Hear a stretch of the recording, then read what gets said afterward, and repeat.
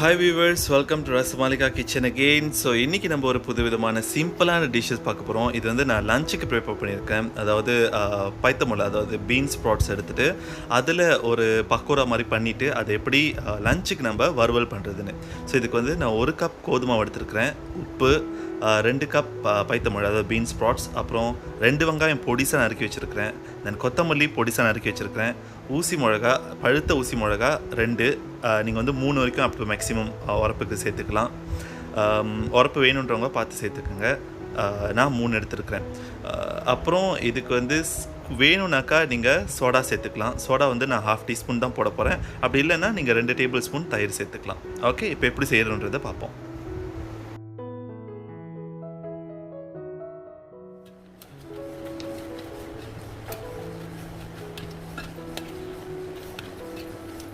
இன்றைக்கி நம்ம என்ன செய்வோம்னாக்கா, இந்த பீன்ஸ் ஸ்ப்ராட் இந்த கட்லெட் செஞ்சுட்டு இதை வந்து ஃப்ரை பண்ணிவிட்டு இன்றைக்குள்ள லஞ்சுக்கு சைட் டிஷ்ஷாக இருக்கும். That's what we plan today. So வந்து நான் மாவு வந்து 1.5 கப் எடுத்துருக்கேன், டிபெண்டிங் உங்களுக்கு எவ்வளோ தேவை டிபெண்டிங் அந்த குவான்டிட்டி. அண்ட் சால்ட் தேவையானது. ஸோ நல்லா முதல் கிளறி விட்டுருங்க. பிஃபோர் தண்ணி ஊற்றி தண்ணி எடுத்துக்கோங்க. ஓகே, என்ன ஃபோட்டோ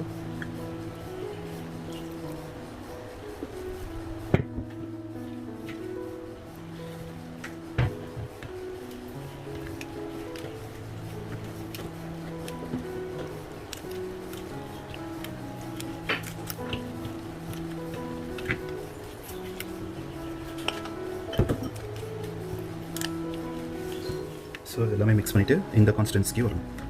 இதுதான் அந்த கான்ஸ்டன்சி. ரொம்ப தனியாக போச்சுனாக்கா எண்ணெய் எடுக்கும். So must be careful. So okay, இதோட இன்க்ரீடியன்ஸ் வந்து வெங்காயம், டிபெண்ட்ஸ் எவ்வளோ நீங்கள் பைத்தமுளை எடுக்கிறீங்க, அந்த பீன்ஸ் ஸ்ப்ராட்ஸ் எவ்வளோ எடுக்கிறீங்க. Let's say 2 cups of beans ஸ்ப்ராட்ஸ்க்கு வந்து அப்ராக்சிமேட்லி 2 cups கோதுமாவு இல்லைனா மைதா மாவு போட்டுட்டு, அண்ட் தென் 2 வெங்காயம், மீடியம் சைஸ் 2 வெங்காயம், கொத்தமல்லி கொஞ்சம் டிபெண்ட்ஸ் உங்களோட டேஸ்ட் எவ்வளோ வரணும்னு, அண்ட் தென் ஊசி மிளகா, சோப்பு ஊசி மிளகா 2, இல்லைனா உரப்பு கூட வேணும்னாக்கா 3 போட்டுக்கலாம்.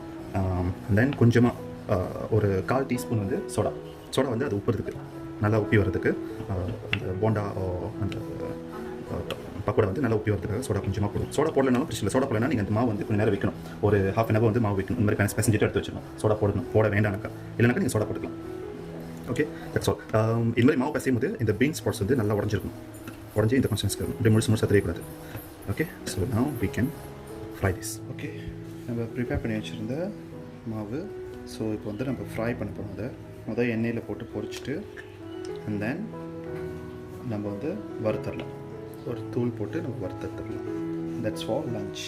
இது வந்து ஆக்சுவலி இது பொரிச்சிட்டிங்கனாக்கா, பொரிச்ச பிறகு, அதாவது எண்ணெயில் போட்டு பொரிச்சு எடுத்த பிறகு நம்ம ஈவினிங் ஸ்நாக்ஸ்க்கு யூஸ் பண்ணலாம், இல்லை நைட் டின்னருக்கு பாய்க்கலாம், இல்லை நம்மளோட வாழை இலை சாப்பாடு வைக்கும்போது சைட் டிஷ்ஷாகவும் பொரியல் ஐட்டமாகவும் வச்சிடலாம்.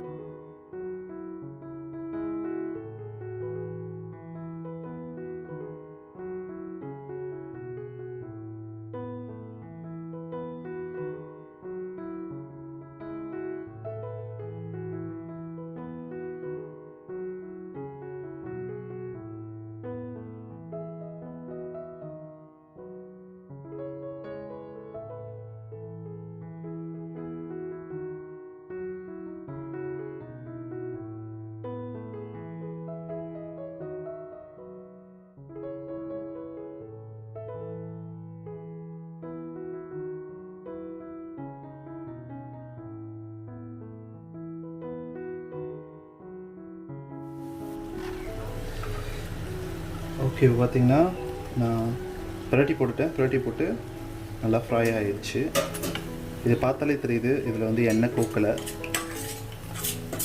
இது டீப் கோல்டன் ப்ரௌனில் நம்ம எடுத்துடலாம். ஸோ இது பார்த்தாலே தெரியுது எண்ணெய் வந்து டிப் பண்ணல. ஸோ எண்ணெய் இழுக்காது.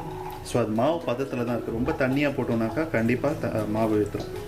அப்புறம் இன்னொரு டிப்ஸ் என்னன்னாக்கா, இப்போ நம்ம இது இந்த மாதிரி உப்புணும், நம்மளுக்கு சோடா வேணாம், சோடா போடக்கூடாது அப்படின்னா நீங்கள் தயிர் சேர்த்துக்கலாம்.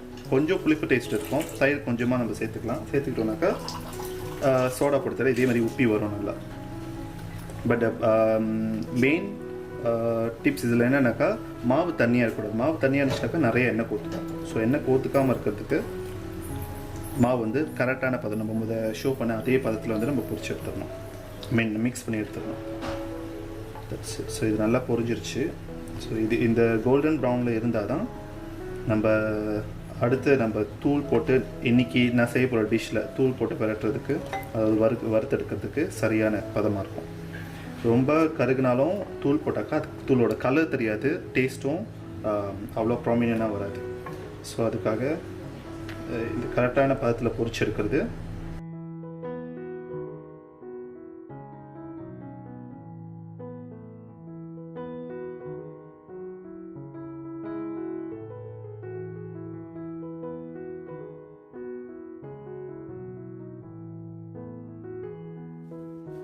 ஆல்ரைட், ப்ரிப்பேர் பண்ண பொரிச்சு எடுத்தாச்சு.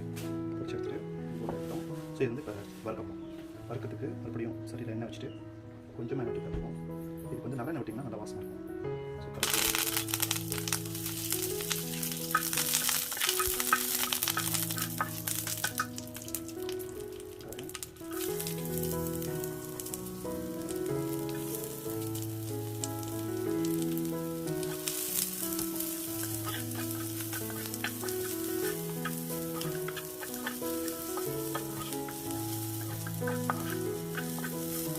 ஸோ இது வறுக்கும்போது அந்த கருவேப்பிலையும் வெங்காயமும் சேர்த்து அனியனோட ரா ஸ்மெல் நல்லா இருக்கும், நல்லா அருமையாக இருக்கும்.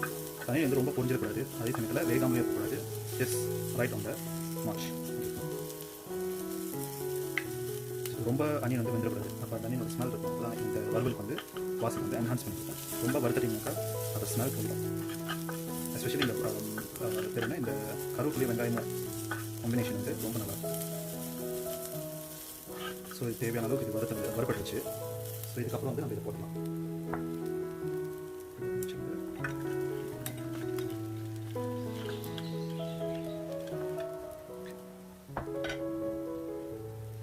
தென் இது ஃப்ளேவருக்கு நம்ம ஹோம்மேட் மிளகா பொடி வந்து 1 டீஸ்பூன்.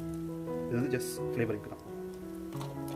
தென் 1/2 டீஸ்பூன் ஆஃப் கருவேப்பிலை பொடி, ஜஸ்ட் 1/2 டீஸ்பூன். இது வந்து ஃப்ளேவரிங் தான்.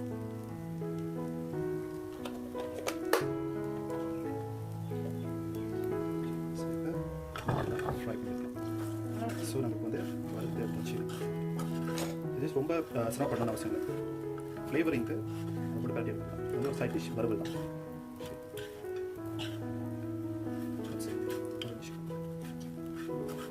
All done.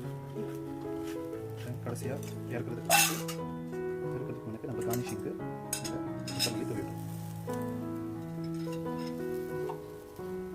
தூவிட்டு அந்த ஸ்மெல் வந்து ப்ராமினெண்ட்டாக இருக்கிறதுக்கு இதை வந்து நம்ம வந்து மூடி வச்சோம்னாக்கா அந்த கொத்தமல்லி அந்த ஃப்ளேவரிங் அந்த ஸ்மோக் ஸ்மெல் வந்து அப்படியே உங்களுக்கு வந்து நல்லா அப்சர்வ் பண்ணிக்கும். சூப்பராக இதுக்கு நம்ம கலர் ப்ராமினன்ஸ் பார்க்கறது இல்லை, டேஸ்ட் ப்ராமினன்ஸ் தான் இருக்குது.